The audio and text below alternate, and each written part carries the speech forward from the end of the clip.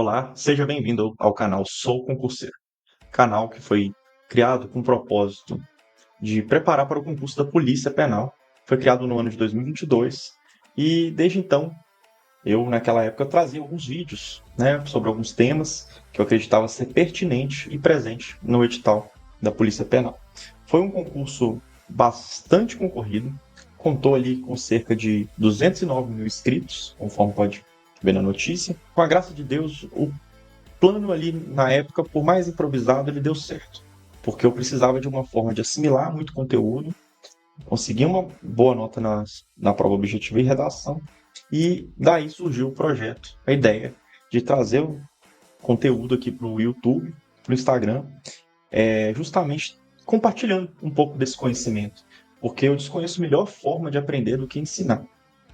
É ensinando que nós vemos os detalhes, às vezes erramos, somos corrigidos, e assim nós vamos crescer. Então essa é a ideia do canal. Se esse projeto te interessa, se você está realmente buscando a aprovação no seu concurso, e eu sei que não é fácil esse caminho, é uma trajetória muito árdua e que exige muita dedicação, dá uma chance, segue o canal, deixa aqui sua sugestão, um assunto que nós possamos tratar, porque eu tenho certeza que só tem a acrescentar, o canal ele é pequeno, basta digitar no YouTube Sou Concurseiro PPMG, porque foi um canal inicialmente com o objetivo de estudo para esse concurso.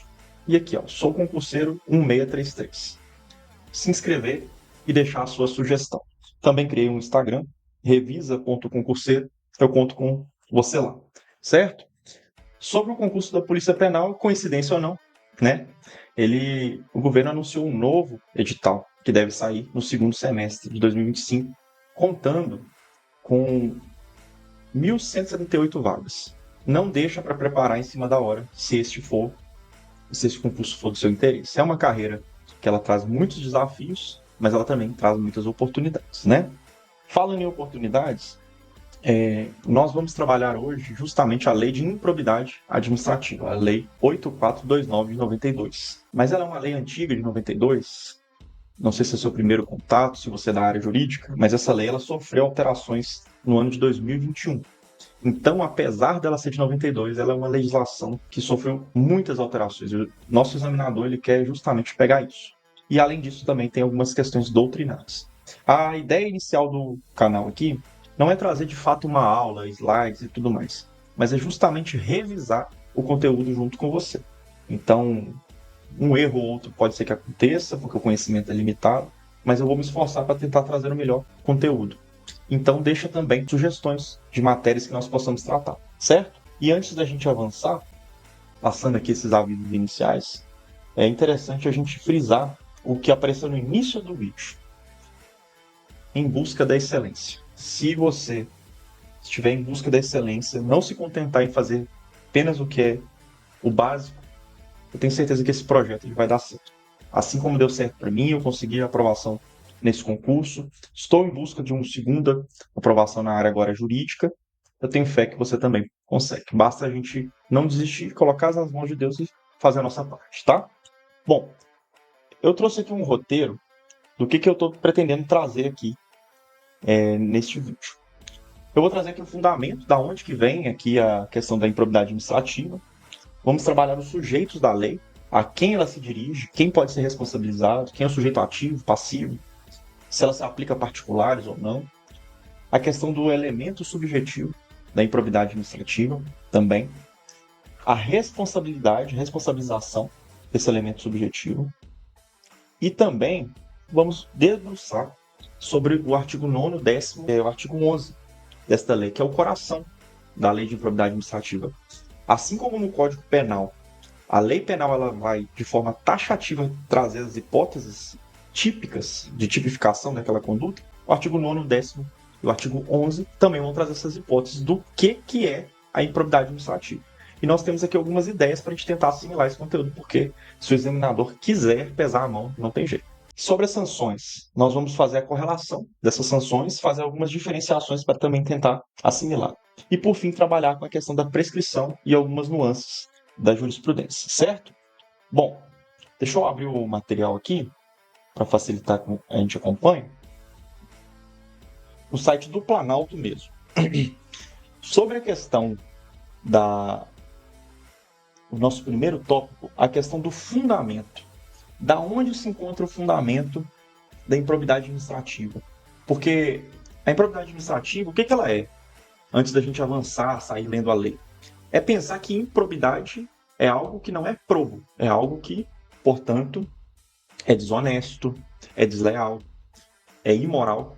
Então, todos esses conceitos são ideias que andam juntos. Só que o direito ele necessita ser objetivo, taxativo, justamente para evitar uma injustiça e trazer mais segurança jurídica. Portanto, lá no artigo 37, parágrafo 4º da Constituição, vou colocar aqui na tela para vocês, ele traz aqui o constituinte originário um mandamento constitucional para a criação dessa lei. Então, o artigo 37 ele é o pilar do direito administrativo, né? E vamos dar uma lida aqui só para a gente não perder o hábito. A administração pública, direta e indireta, de qualquer dos poderes da União, Estados, Distrito Federal e dos municípios, obedecerá aos princípios do famoso LIMP, a legalidade, impessoalidade, moralidade, publicidade e eficiência. Veja aqui que ela trata, então, que a administração pública está vinculada aos princípios da moralidade. Então, ela tem o dever de agir de forma moral. O parágrafo 4º, ele vai dizer que os atos de improbidade administrativa importarão, aí vem aqui as penas, suspensão dos direitos políticos, perda da função pública, indisponibilidade dos bens e o ressarcimento ao erário. Então essas são as consequências. Na forma e gradação previstas em lei. Qual lei? A Lei 8429 de 92, sem prejuízo da ação penal cabível. Eu vou ler aqui também o parágrafo 5º, porque ele vai ser pertinente ali na frente.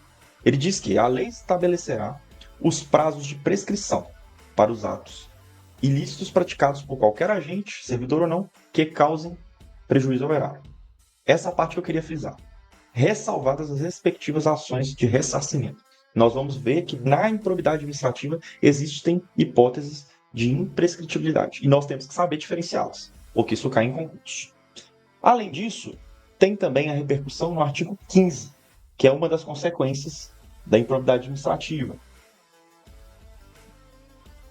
Ela vai trazer aqui como consequência a perda ou suspensão dos direitos políticos se praticar. Certo? Então essa é a fundamentação.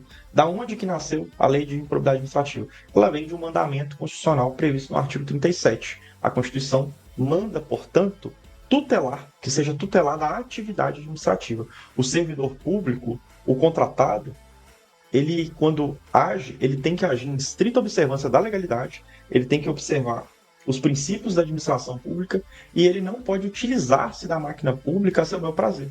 Ele tem que seguir. Se ele incorre, ele vai estar certamente violando um desses 3 artigos, né? O artigo 9º, 10º ou 10º, é o artigo 11 da Lei de Improbidade Administrativa, e incorrendo, portanto, na improbidade administrativa. Tá, essa aqui é a razão de ser, é o fundamento. É interessante saber isso para a gente ter uma visualização da estrutura. Agora, vamos falar de quem são os sujeitos e o dolo. Aí agora a gente vai trabalhar na legislação de fato.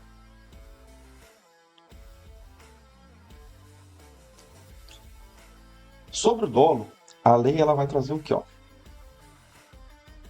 Considera-se dolo a vontade livre e consciente de alcançar o resultado ilícito. Veja, portanto, que o dolo aqui tem que ter a vontade de alcançar o resultado ilícito. Então não se fala mais em um dolo genérico.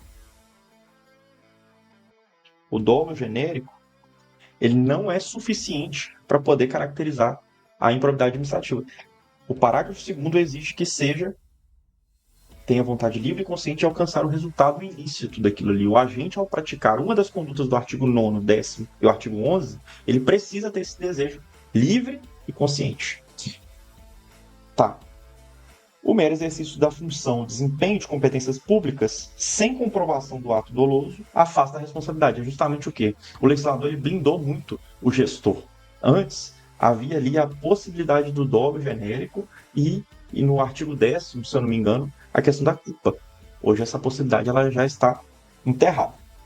Então, o simples exercício da função desempenho da sua competência, ela não é suficiente. O agente público ele pode até acabar acarretando algum dano, trazendo prejuízos pela sua má gestão. Mas se ele fez isso sem dolo, se ele fez isso de forma que ele não tinha ali um interesse de alcançar um resultado ilícito previsto no rol do artigo 9º e 10º, eu vou falar muito desses artigos, não vai ser caracterizado a improbidade. E nós vamos ver isso em questões mais para frente, certo?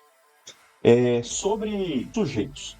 Quem são os sujeitos que são atingidos, então, que podem ser responsabilizados pela lei de improbidade administrativa? Bom, o artigo 2º, ele vai trazer o seguinte: para os efeitos desta lei, considera-se agente público o agente político, servidor público, e agente político aqui, que vai ser aqui deputado, vereador, governador, juiz, em alguns casos. Então, esse alta cúpula. O servidor público, que é o estatutário, funcionário público, e todo aquele que exerce, ainda que transitoriamente, ou sem remuneração. Então, vamos frisar isso aqui. Alô, você que é estagiário. Você está exercendo uma função pública, ainda que transitoriamente. Você pode, se tiver o dolo específico de alcançar o resultado ilícito, responder por ato de improbidade administrativa. Nós vamos ver quais são esses. E sem remuneração, até mesmo sem remuneração, é possível. Mas a lei não limita a responsabilidade da lei de improbidade administrativa apenas ao agente público. O particular também responde. Aí, a lógica que eu consegui assimilar é o seguinte: se o particular, no exercício da sua atividade, ele está contratando com a administração pública, ele está licitando, ele está fazendo algum tipo de. Ele está tendo algum tipo de relação com a administração pública e ele faz uso de verba pública, ele já pode ser responsabilizado. É o que diz aqui, ó. As disposições dessa lei, no artigo 3º, são aplicáveis no que couber àquele, mesmo não sendo agente público, que induza, guardar esse verbo, induzir, isso cai em prova, ou concorra, porém de forma dolosa. O dolo ele é indispensável para caracterizar.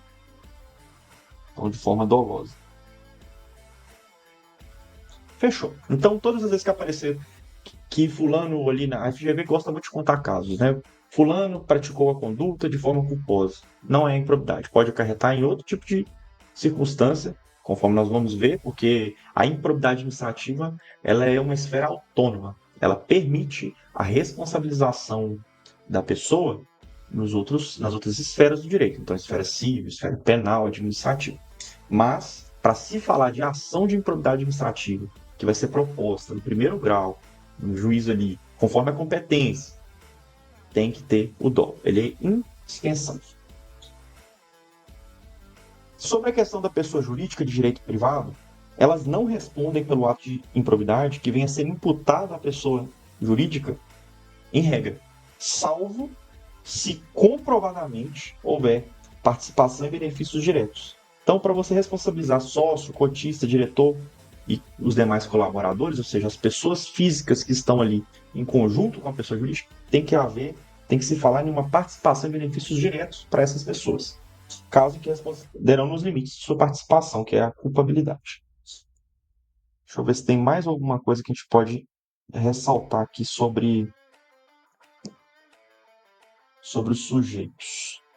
O sujeito ativo, que é quem vai ter legitimidade, eu vou antecipar aqui, ele vai ser o Ministério Público. O Ministério Público vai propor, aí vai, a depender contra quem se propõe, vai ser o Ministério Público Federal ou o Ministério Público Estadual. Mas isso é questão de competência. Depois a gente pode até aprofundar. Mas o Ministério Público. Só que a pergunta é, somente o Ministério Público ele tem essa legitimidade de oferecer? E isso foi tratado na jurisprudência. Vamos aprofundar aqui,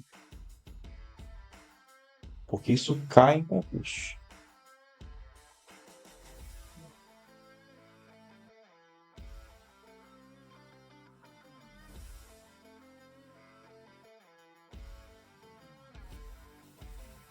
Vamos aqui mudar a tela novamente. Veja lá, artigo 17. A ação para a aplicação das sanções que trata esta lei será proposta pelo Ministério Público. Então, não é errado dizer que o Ministério Público tem legitimidade ativa para propor. e seguirá o procedimento comum. Só que tem uma jurisprudência que fala o quê? Na ADI 7042, o Ministério Público não é o único legitimado a ingressar com a ação de improbidade administrativa. Entes públicos também estão autorizados de forma concorrente. Grava isso. O ente público que foi lesado, que foi o objeto do ato improbo, ele tem legitimidade para propor a ação de improbidade administrativa. Tá? Então aqui fica para aprofundamento no dizer o direito. É basicamente essa diferenciação.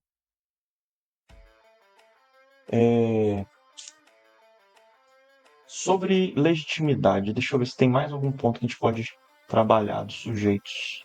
Pessoa jurídica pode responder, conforme nós vimos. Pessoa física também, não há diferenciação. Só que a pessoa física, para ela responder, ela tem que induzir ou concorrer. E se for em conjunto com a pessoa jurídica, ela precisa de alguma forma ter tido algum benefício direto daquilo. Entendeu? Caso contrário, não. E mesmo assim, ela não responde sozinha. Ela responde no limite da sua culpabilidade. Sobre o dolo, é interessante a gente trabalhar a questão do dolo para diferenciar o seguinte. O direito penal que trabalha muito essa questão.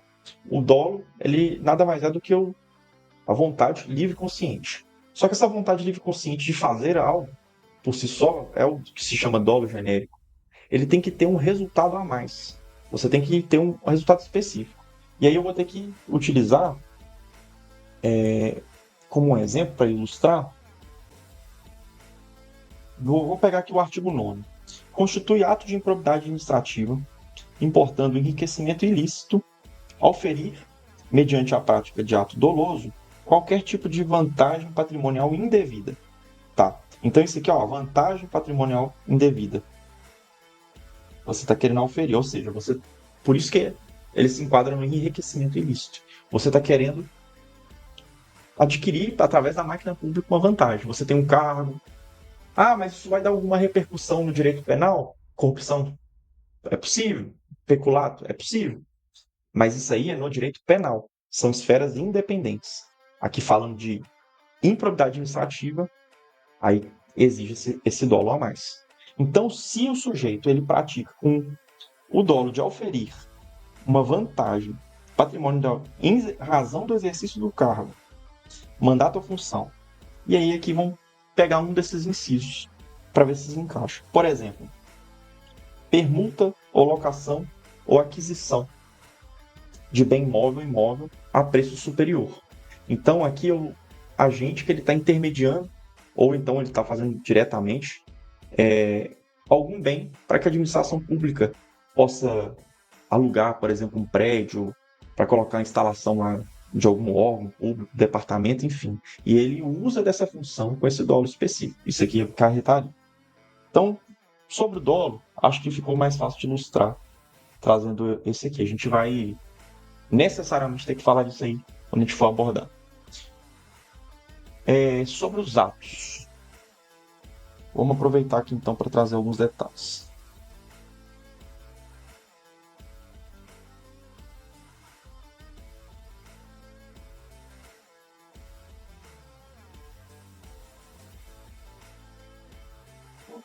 Quando a gente fala de improbidade administrativa, basicamente nós vamos ter 3 modalidades de improbidade administrativa. A primeira modalidade, ela consiste no enriquecimento ilícito.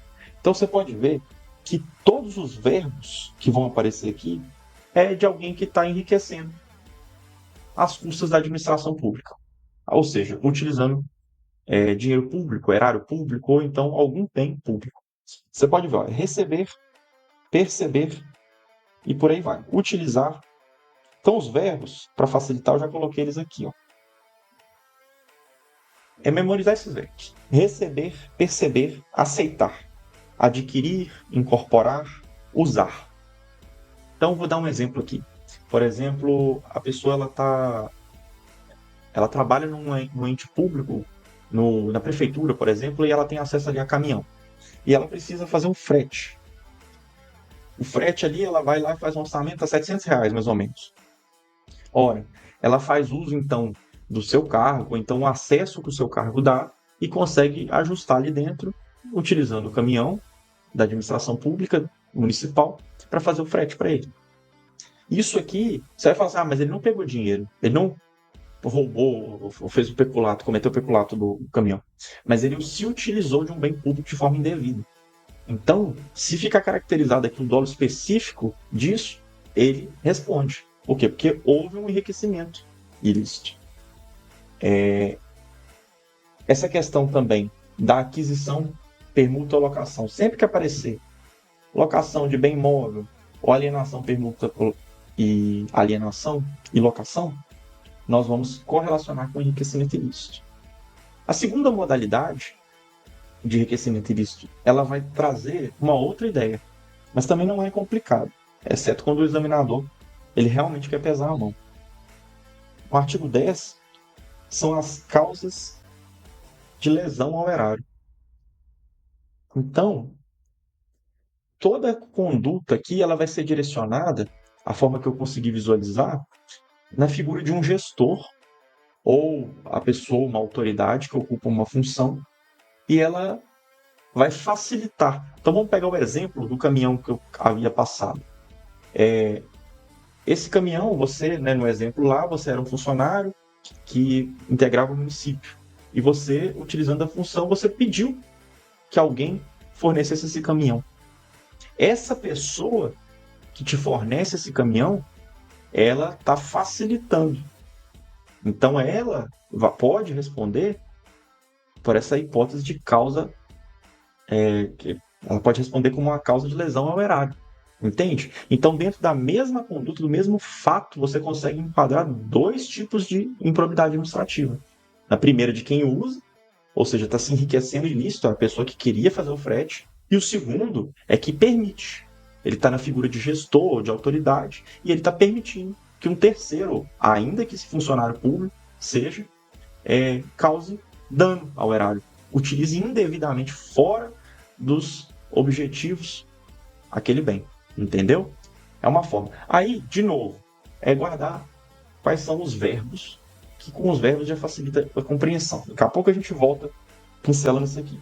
E por fim, no artigo 11, ele vai trazer quais são as condutas que atentam contra os princípios da administração pública. Lembra que tem o LIMP? O LIMP são os princípios expressos da administração pública. E existem ainda os princípios implícitos. Bom, esse aqui, ele vai ter também toda a correlação com o LIMP. Simplesmente você tem que fazer a leitura, não adianta, a leitura tem que ser repetitiva. Mas é você memorizar, que é uma pessoa que está fazendo uso, por exemplo, da máquina pública, poder se enaltecer. Ela está justamente contrariando o princípio da impessoalidade e tornando a máquina pública pessoal. Por exemplo, um governador, um prefeito, chefe do executivo em geral, que ele, ao fazer uma obra, alguma coisa assim, ele coloca ali, estampa, aproveita aquilo ali para fazer a campanha dele. Ele está pessoalizando um serviço público. Então, ele está, se ele ficar comprovado, sempre o dolo, eu vou sempre bater nisso porque isso cai muito em prova. Ficar comprovado o dolo específico daquilo ali, o enquadramento de alguns dos incisos, ele vai responder por tentar contra os princípios da administração pública, que é uma modalidade de improbidade administrativa. Certo? O exemplo é aquela súmula, né? Até vi aqui, no inciso 11. Nomear cônjuge, companheiro, parente em linha reta, colateral por afinidade até o terceiro grau. É importante gravar essa informação, porque a banca troca, né? Da autoridade. Então você está fazendo ali o que? Você está nomeando, você está utilizando do seu poder para você nomear alguém da sua família, que tem, né, vínculo até o terceiro grau. Mesmo que isso seja de forma cruzada. Não, eu nomeio um parente seu e você nomeia um parente meu. Entende? Então, isso aqui atinge o quê? Vai lesar o cofre público? Não. Pode até lesar, mas você vê que está ofendendo o princípio da administração pública. Então, com essas ideias aqui, fica mais fácil a gente conseguir resolver algumas questões, certo? Vamos fazer mais algumas diferenciações aqui. São importantes. No artigo 9º, é importante frisar o seguinte. Ele, de novo, é uma causa de enriquecimento ilícito, então você está utilizando, você está incorporando, você está recebendo, percebendo aquilo para si. Tá, beleza.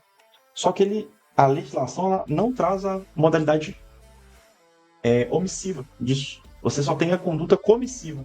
Não é por ação ou omissão. ela fala que oferir mediante a prática de ato doloso, ato, não omissão dolosa. Então é importante a gente frisar isso aqui, pode, né, ser uma diferencial na prova.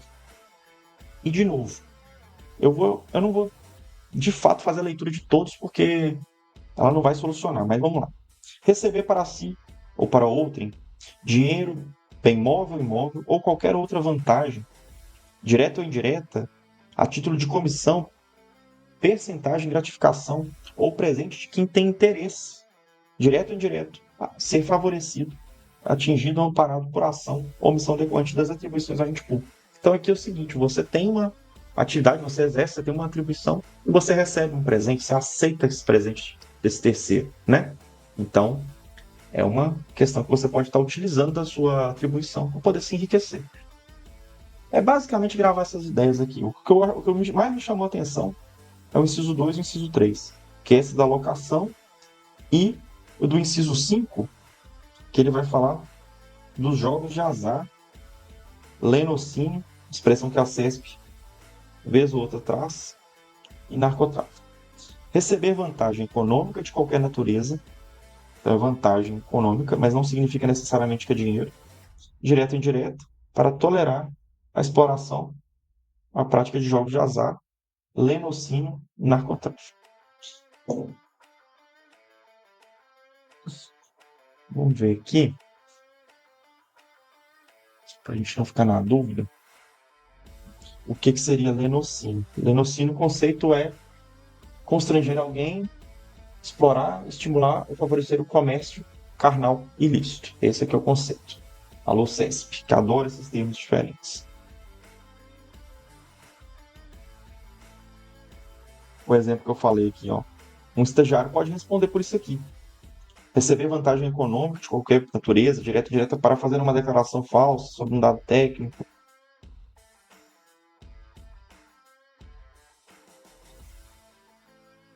Todos eles vão traduzir essa ideia. É interessante fazer essa leitura pormenorizada. No artigo 10º, ele já tem, diferente do artigo 9º, ação ou omissão dolosa. Então, aqui se admite a prática por omissão. É a figura que eu tanto mencionei, da autoridade ou do gestor, que ele se omite, ele finge que não vê. Ah, tá pegando o caminhão lá no exemplo, lá do frete. Ele não tá vendo, ele tá se omitindo. Mas ele está fazendo isso de forma dolosa. Essa omissão aqui, ela pode servir para enquadrar dentro do artigo 10º aí, como uma causa de prejuízo erário, né? Vamos fazer uma leitura aqui então. Constitui ato de improbidade administrativa que causa lesão ao erário, qualquer ação ou omissão, vamos frisar isso aqui, dolosa, que enseje perda patrimonial, desvio, apropriação, malbaratamento e dilapidação dos bens ou haveres das entidades, são as entidades públicas. Aí vem facilitar ou concorrer, permitir. Isso aqui tem muito a ver com o gestor. Eu vejo pelo menos dessa forma. Que, inciso 1, facilitar ou concorrer, por qualquer forma, para indevida incorporação ao patrimônio particular. Tá vendo? Ele facilitou aquilo ali, ainda que por omissão. Ou ele concorreu, que é pior, que aí ele ativamente participou daquilo ali. Para que haja uma indevida incorporação ao patrimônio particular de pessoa física ou jurídica, bens, rendas, verbas ou valores integrantes do acervo patrimonial. Permitir, mesma coisa, que utilize bens, rendas, verbas, valores integrantes do acervo sem a observância das formalidades legais. Doar a pessoa física sem observância das formalidades legais. Se isso for mostrado que ele não observou com dolo de não observar, não foi uma negligência ali. Aí é uma coisa, estamos falando de culpa, então vai ser responsabilidade. Se houve dolo em ignorar aquilo ali, a configuração. Permitir ou facilitar a alienação, permuta ou locação. Tá vendo que esse aqui conversa com o do artigo 9º. Eles tratam dos objetos semelhantes, aquisição, permuta ou locação, bem imóvel por preço superior. Aqui você está recebendo, aqui o agente está recebendo a vantagem. Ele está tendo vantagem Aqui não, ó. No artigo 10º está acontecendo que ele está permitindo ou facilitando. É o mesmo fato, só que no artigo 9º há ali uma causa de enriquecimento ilícito e aqui uma causa de lesão ao erário. Então eles conversam entre si. Realizar operação financeira sem observância das normas legais, conceder benefício administrativo. INSS é benefício administrativo? Questão tributária Então, sem observância das formalidades legais, desde que com dolo. Frustrar a licitude do processo licitatório, isso é importante, ou do processo seletivo para celebração de parcerias com entidades sem fins lucrativos ou dispensá-los indevidamente, acarretando pedra. Mas ele dispensou indevidamente de forma negligente. Não há improbidade. Tem que haver sempre o dolo específico. Ele dispensou porque ele já tinha um esquema organizado e ele precisava dispensar. E sabia que estava fazendo errado. Ordenar ou permitir a realização de despesas não autorizadas. Não autorizadas. Porque se a despesa for uma despesa miúda, por exemplo, autorizada, está tudo certo. Ordenar ou permitir não autorizadas. Liberar verba pública sem estrita observância das normas pertinentes, permitir ou facilitar o concorrer que terceiro se enriqueça ilicitamente, permitir que utilize. Esse daqui, apesar de ser taxativo, ele se aplica em muitos casos, né? É só ter ideia. Permitir que se utilize em obra ou serviço particular, veículos, máquinas, equipamentos ou material. Esse é o que eu estava falando, um exemplo do caminhão. Permitir veículos aqui, ó, máquinas e até mesmo mão de obra.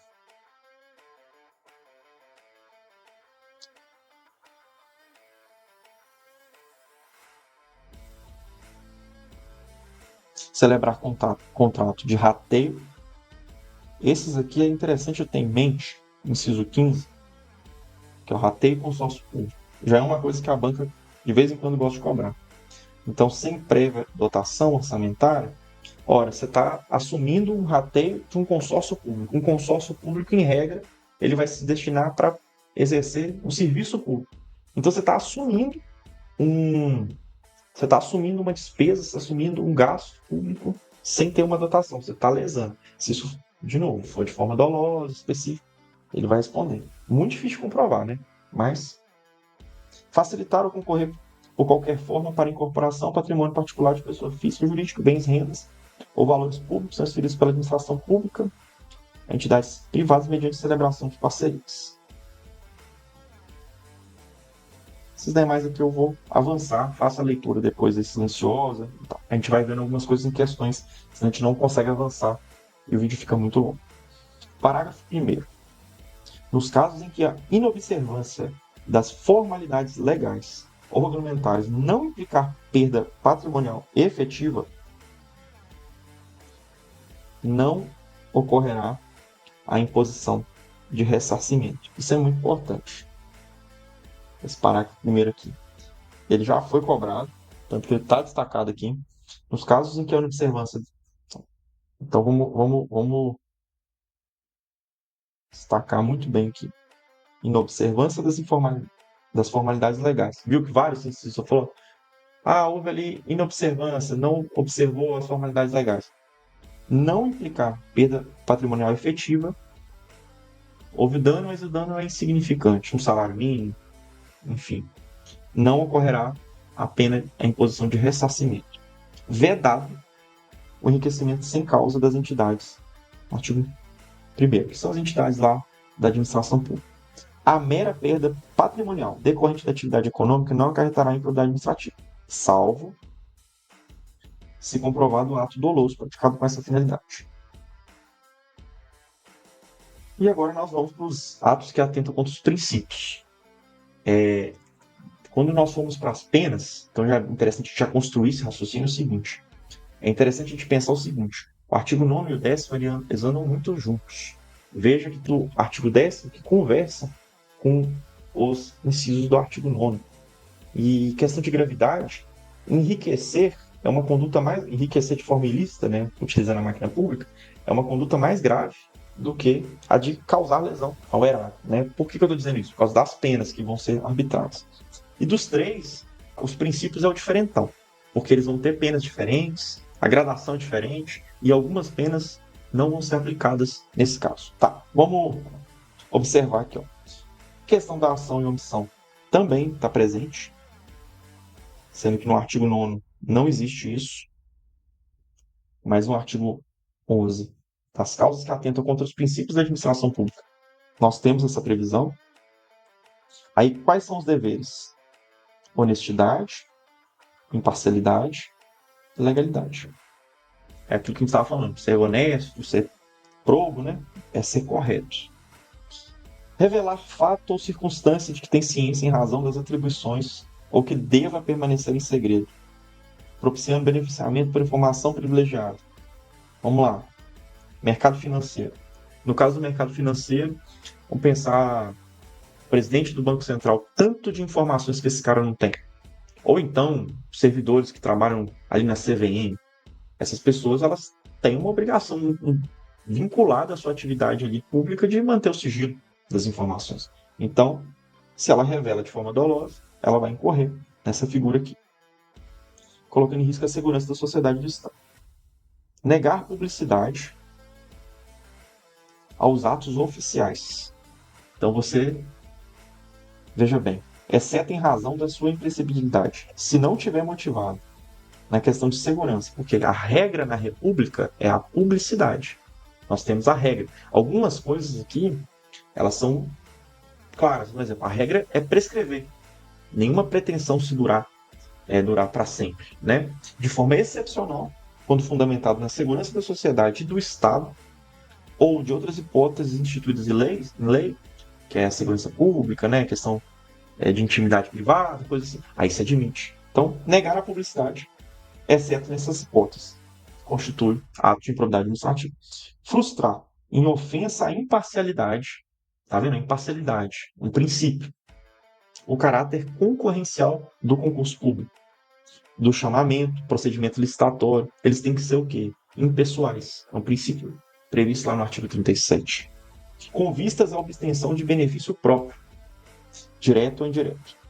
É muito simples quando a gente entende a lógica de a gente conseguir encaixar. Isso aqui é um ato que viola um princípio. Então, isso aqui é um ato que a pessoa se beneficiou, ela enriqueceu e de forma ilícita. Ou ela deixou de gastar, ela utilizou. É muito fácil a gente, quando a gente começa a pegar a lógica. Nomear o cônjuge, companheiro, né? Já fiz a leitura. Isso aqui, ele viola o que é a moralidade. Você está tornando pessoal a impessoalidade. Não pode, não é essa a função do gestor. O gestor ele tem que fazer uma gestão pública, objetivando o bem comum, né? Praticar no âmbito da administração pública e com recursos do erário, ato de publicidade que contrarie o quê? É a autopromoção. Ela é vedada. Quem faz, você... Teoria do órgão, né? Você faz a teoria da imputação no direito administrativo. Você não faz em causa própria, você faz em nome do Estado. Então aquilo não é o agente que está fazendo. Ele está fazendo aquilo em nome do Estado. Então ele não pode se autopromover. Se fizer e for comprovado o dolo, improbidade administrativa nele também. Parágrafo 1º. Nos termos da Convenção das Nações Unidas contra a Corrupção, promulgada pelo decreto, somente haverá improbidade administrativa na aplicação desse artigo quando for comprovada a conduta funcional do agente público, fim de obter proveito indevido para si ou para outra pessoa. Então, ele tem que ter uma finalidade a mais, que é o dolo específico, que é o dolo genérico mais o dolo específico. Aplica-se o disposto a qualquer ato de improbidade administrativa tipificado nessa lei e tal. Vamos lá. Sobre a questão das esferas. Isso é comum no direito, mas eu não sei qual que é a fase dos estudos para concurso, então eu não vou evitar de comentar isso não. O direito ele é separado por ramos e ele tem esferas. E algumas esferas elas vão ser correlacionadas e outras elas vão ser independentes, autônomas. É o caso da improbidade administrativa. Estou passando de forma bem rápida. É possível que o mesmo fato, dentro do direito penal, ele seja julgado duas vezes? Até é possível, mas são exceções. A regra é qual? Não. Por quê? Porque é vedado bis in idem. Você não pode responder pelo mesmo fato duas vezes. Essa é a regra. Beleza. Mas é possível que dentro do direito penal a pessoa responda aquele fato e ela no direito civil também responda o mesmo fato? É possível. Ela pode ser condenada aqui a uma pena de cesta básica ali, questão de limitação fim de semana, ou então uma pena de reclusão, uma pena de detenção. E ainda, na esfera civil, haver ali uma responsabilidade, uma indenização, obrigação de não fazer, enfim. Isso aí fala-se que da autonomia. A ação de improbidade administrativa, ela segue essa lógica. Então, se o fato praticado consiste ali em uma corrupção ativa, passiva, é em outro momento. Em regra, é o quê? É você lembrar que elas são esferas autônomas. Então, a agente ele vai ser responsabilizado aqui e nas demais esferas. E o julgamento de uma, ela não vai implicar no outro de lá, entendeu? Vamos lá, sobre as penas.